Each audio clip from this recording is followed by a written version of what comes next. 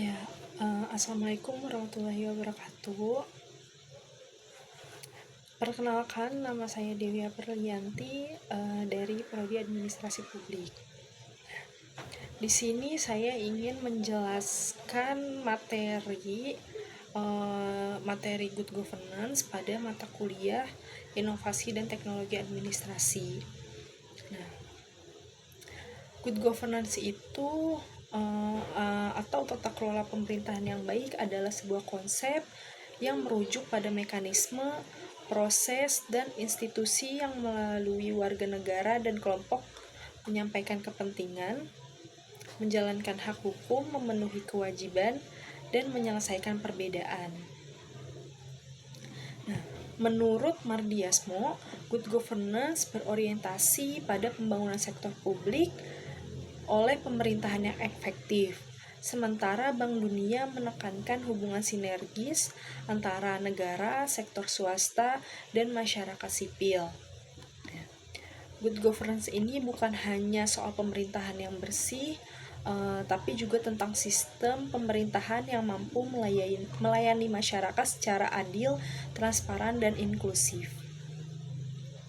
Selanjutnya itu ada prinsip-prinsip good governance. Menurut UNDP, dalam Sedarmayanti, prinsip-prinsip utama good governance itu meliputi yang pertama itu ada partisipasi. Nah, di sini warga negara memiliki hak untuk menyuarakan pendapat, baik langsung melalui lembaga perwakilan. Yang kedua itu ada aturan hukum atau rule of law. Nah, di sini hukum harus ditegakkan secara adil dan tidak diskriminatif, termasuk bagi pejabat tinggi negara. Yang ketiga itu ada transparansi. Nah, transparansi ini informasi harus tersedia dan dapat diakses oleh publik, memungkinkan pemantauan terhadap kebijakan. Yang keempat itu responsif. Lembaga harus cepat tanggap terhadap kebutuhan seluruh pemangku kepentingan. Yang kelima itu berorientasi pada konsensus, yaitu mengakomodasi berbagai kepentingan untuk mencapai solusi jangka panjang. Yang keenam berkeadilan. Jadi semua warga memiliki kesempatan yang sama dalam kehidupan politik dan ekonomi. Yang ketujuh itu ada efektivitas dan efisiensi. Proses pemerintah harus menghasilkan hasil yang sesuai kebutuhan masyarakat dengan sumber daya yang tersedia. Yang kedelapan itu ada akuntabilitas. Nah, pengambilan keputusan di sektor publik maupun swasta harus dapat dipertanggungjawabkan. Yang kesembilan itu ada berwawasan ke depan atau visi strategis. Jadi pemerintah harus memiliki pandangan jauh ke depan dan berorientasi pada pembangunan berkelanjutan. Nah, inti prinsip menurut Sedarmayanti ini yaitu akuntabilitas, transparansi, partisipasi, dan aturan hukum yang menjadi fondasi utama tata kelola yang baik. Selanjutnya aktor-aktor dalam good governance. Jadi good governance ini tidak bisa berdiri sendiri oleh negara. Ada 3 aktor penting yang harus bersinergi. Yang pertama itu ada pemerintah. Di sini pemerintah bertanggung jawab menciptakan iklim hukum dan politik yang sehat serta layanan publik yang berkualitas. Yang kedua itu ada masyarakat sipil. Jadi masyarakat sipil ini menjadi pengawas, penyeimbang, dan penyambung aspirasi masyarakat terhadap pemerintah. Dan yang ketiga itu ada swasta. Di sini swasta berperan dalam pengembangan ekonomi, menciptakan lapangan kerja, dan inovasi layanan. Nah, keseimbangan antara ketiga sektor ini menjadi kunci dalam mendorong terwujudnya masyarakat yang adil, terbuka, dan makmur. Selanjutnya itu ada permasalahan good governance di Indonesia.